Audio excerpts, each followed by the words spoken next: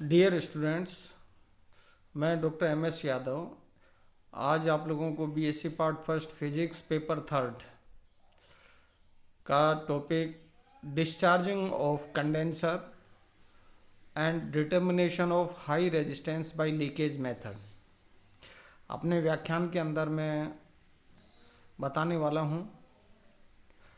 तो मैं पहले डिस्चार्जिंग ऑफ कंडेंसर इसको लेता हूँ।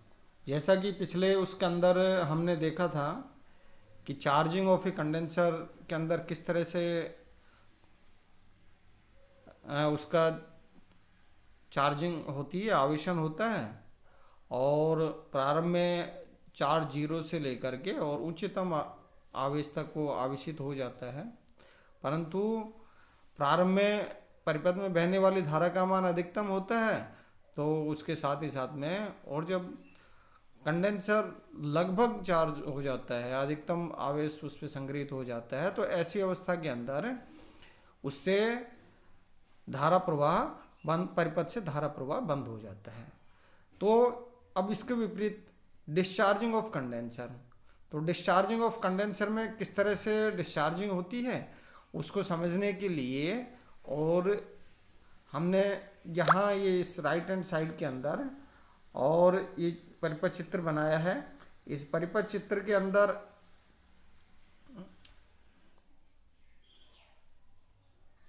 ये परिपथ चित्र है राइट हैंड साइड के अंदर कि यहाँ एक कोई सोर्स है ऊर्जा विद्युत वाहक बल का, और यहाँ इधर ये रेजिस्टेंस है, इधर ये कंडेंसर है, और यहाँ एक मोर्स कुंजी है।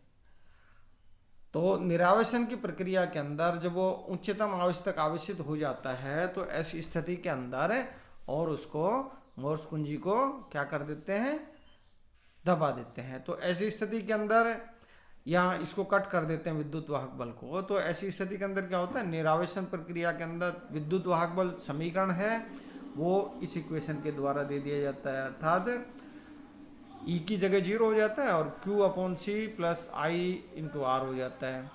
अब यहाँ जो I है उसको D Q upon D T के रूप में लिख सकते हैं, और जब D Q upon D T के रूप में लिखते हैं तो ऐसी स्थिति के अंदर हमें मिल जाता है equation D Q upon Q equal to minus D T upon R C. यहाँ ये इक्वेशन हमें मिल जाती है। इस इक्वेशन का जब समाकलन किया जाता है तो समाकलन से log E Q equal to minus T upon R C, यहाँ ये इसके अंदर ये मिल जाता है, प्लस एनी कांस्टेंट ए, ये क्या है, इंटीग्रेशन कांस्टेंट के रूप में मिलता है, जिसे हम कंडीशन लगा करके इसको प्राप्त कर लिया था। अर्थात टी इक्वल टू जीरो पर चार्ज का मान कितना था, अधिकतम चार्ज था, अर्थात Q equal to Q zero था। तो ऐसी अवस्था के अंदर यहाँ A का मान कितना आ गया, A equal to log q zero आ गया। अब यहाँ ये वैल्यू है, ये इस इक्वेशन के अंदर सब्सटीट्यूट कर देते हैं। तो सब्सटीट्यूट करते हैं तो ऐसी स्थिति के अंदर ये आ गया log E Q equal to minus T upon R C plus log E Q zero, या इसी को जब लिखते हैं तो Q equal to Q zero e raise to power minus T upon R C. यहाँ ये इक्वेशन क्या डिस्चार्जिंग इक्वेशन के रूप में जानी जाती है। यहाँ ये इक्वेशन को यदि ड्रॉ करते हैं तो ऐसी स्थिति के अंदर जो ग्राफ है, ग्राफ इधर या ये जो ग्राफ है, ये ग्राफ हमें इसके अंदर मिल जाता है। इसके अंदर हम देखते हैं कि ये चरघातांकी रूप से और जो चार्ज है वो कम होता है और अनंत समय पर जाकर के और वो पूर्णतया निरावेशित होता है। तो इस तरह से यहाँ जो कंडेंसर था उसका जो डिस्चार्जिंग है वो चरघातांकी रूप से और होती है।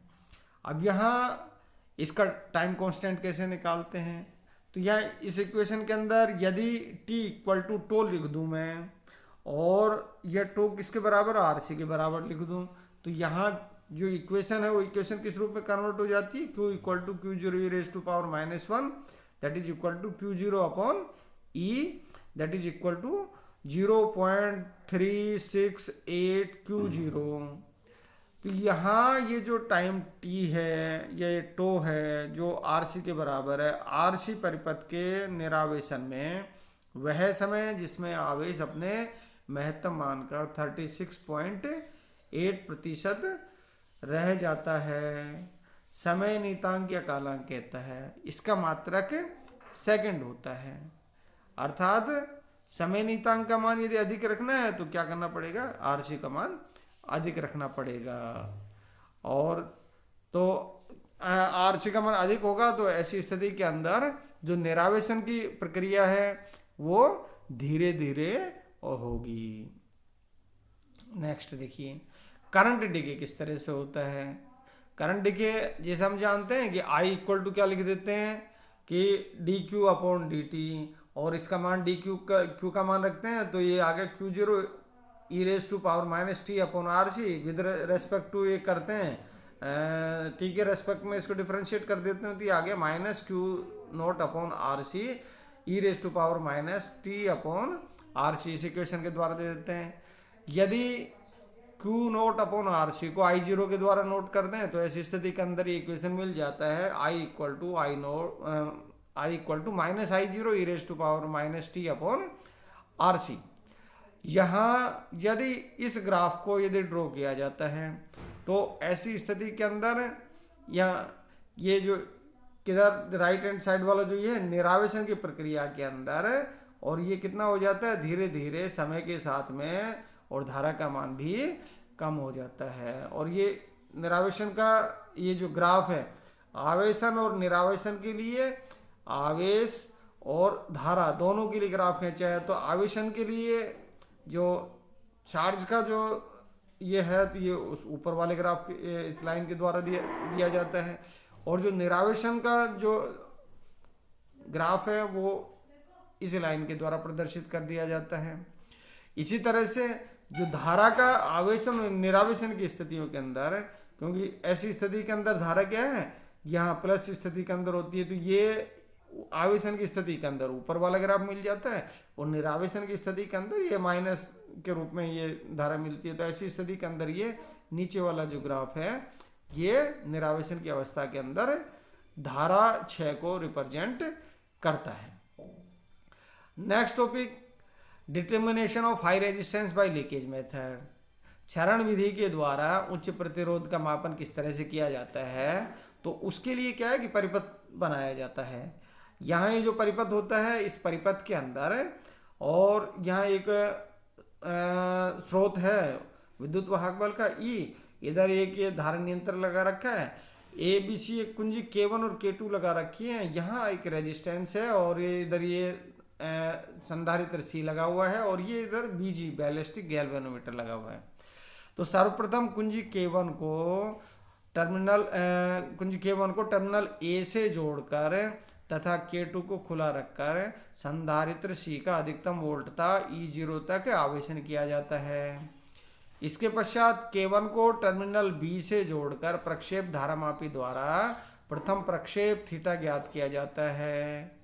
इस स्थिति में प्रक्षेप धारामापी द्वारा प्राप्त आवेश का मान कितना हो जाता है, इस इक्वेशन 1 के द्वारा रिप्रेजेंट कर दिया जाता है। अर्थात Q0 equal to C into E0 that is equal to K theta 1 into 1 plus lambda by 2, जहाँ के प्रक्षेप नियतांक तथा लैम्डा लघु गुण के अपक्षय लॉगरिथमिक डिक्रीमेंट के नाम से इसको जाना जाता है।